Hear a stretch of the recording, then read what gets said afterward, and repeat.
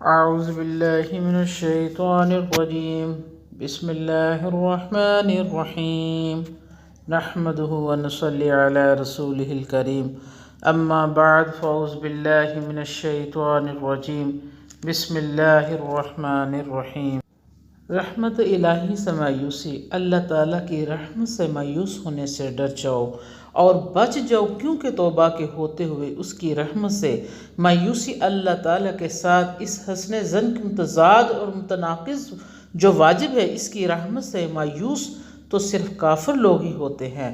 اللہ تعالیٰ فرما رہا ہے اِنَّهُ لَا يَئِسُ مِن رُّوحِ اللَّهِ إِلَّا الْقَوْمُ الْكَافِرُونَ، یقیناً رحمت رب سے نا امید وہی ہوتے ہیں جو کافر ہوتے ہیں۔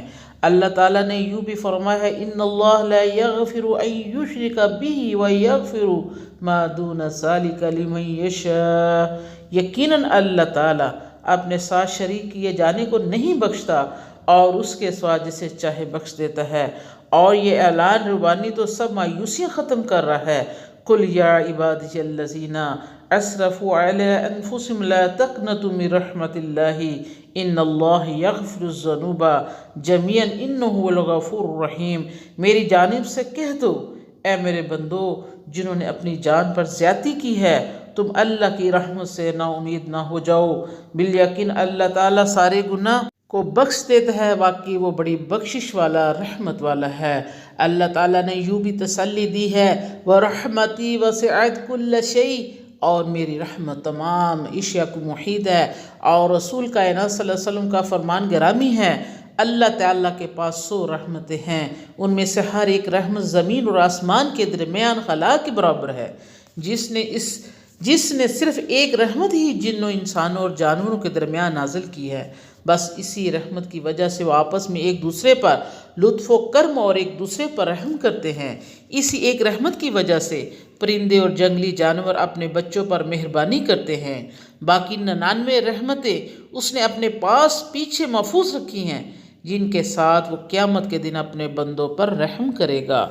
سیدنا انس رضی اللہ تعالیٰ بیان کرتے ہیں میں نے خود نبی کریم صلی اللہ علیہ وسلم کو ارشاد فرماتے ہوئے سنا، اللہ تعالیٰ نے فرمایا ابن آدم جب تک تو مجھے پکارتا رہے اور مجھ سے میری رحمت کا امیدوار رہے تو میں تجھے معاف کرتا رہوں گا، خواہ تیرے گناہ جتنے بھی ہو جائیں مجھے کچھ پرواہ نہیں۔ اے آدم کے بیٹے، اگر تیرے گناہ آسمان کی بلندیوں تک پہنچ جائیں پھر بھی تو مجھ سے معافی مانگے تو میں تجھے معاف کر دوں گا۔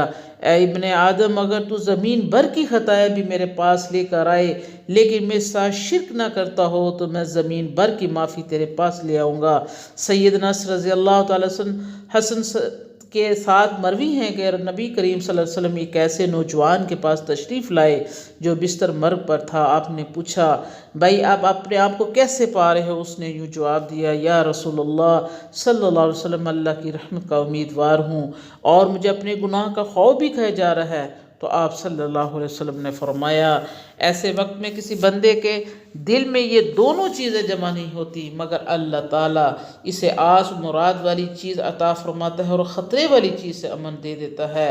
نبی کریم صلی اللہ علیہ وسلم کا ارشاد مبارک ہے اگر تم چاہو تو میں تمہیں آگاہ کر دوں، اس سے پہلے اعلان ربانی ہے جو اللہ تعالیٰ قیامت کا دن مومنین کے لیے فرمائے گا، اور سب سے پہلے جو مومن اللہ تعالیٰ کو جواب دیں گے۔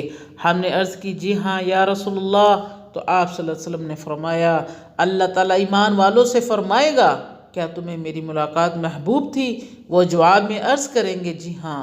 ہمارے پروردگار اللہ تعالیٰ پھر پوچھیں گے وہ کس لیے؟ وہ جواب دیں گے ہم تیری معافی اور بخشش کے امیدوار ہیں۔ اللہ تعالیٰ فرمائے گا میری معافی تمہارے لیے واجب ہوگی۔ رسول اللہ صلی اللہ علیہ وسلم نے ارشاد فرمایا اللہ کا فرمان ہے میں اپنے بندے کے گمان کے پاس ہوتا ہوں جو اس کا میرے متعلق ہوتا ہے اور میں اس کے ساتھ ہی ہوتا ہوں جہاں کہیں بھی وہ مجھے یاد کرتا ہے۔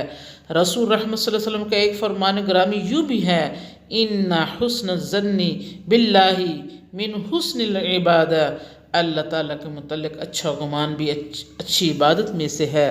سیدنا جابر رضی اللہ تعالیٰ عنہ بیان کرتے ہیں کہ انہوں نے نبی کریم صلی اللہ علیہ وسلم کی موت سے صرف 3 روز قبل یہ فرمان گرامی سنا تم میں سے کسی کو موت نہ آئے مگر وہ اللہ تعالیٰ کے ساتھ اچھا گمان رکھتا ہو۔ اللہ بزرگ و برتر نے فرمایا میں اپنے بندے کے گمان کے قریب ہوتا ہوں جو اس نے میرے متعلق رکھا ہوتا ہے۔ اگر اس نے اچھا گمان رکھا ہے تو وہ اس کے لیے ہے، اور اگر اس نے برا گمان رکھا ہے تو وہ اس کے لیے ہے۔ سرکار دو عالم صلی اللہ علیہ وسلم کی حدیث مبارکہ ہے، اللہ تعالیٰ ایک آدمی کو دوزخ کی طرف لے جانے کا حکم دیں گے۔ جب وہ دوزخ کے کنارے پر کھڑا ہوگا تو پیچھے مڑ کر دیکھے گا اور یوں بول اٹھے گا، مجھے اللہ کی قسم اے میرے رب، میرا تیرے متعلق اچھا گمان تھا۔ اللہ تعالیٰ فرمائیں گے اس کو واپس لے آؤ، میں اپنے بندوں کے گمان کے پاس ہوں جو اس نے میرے متعلق رکھا ہے۔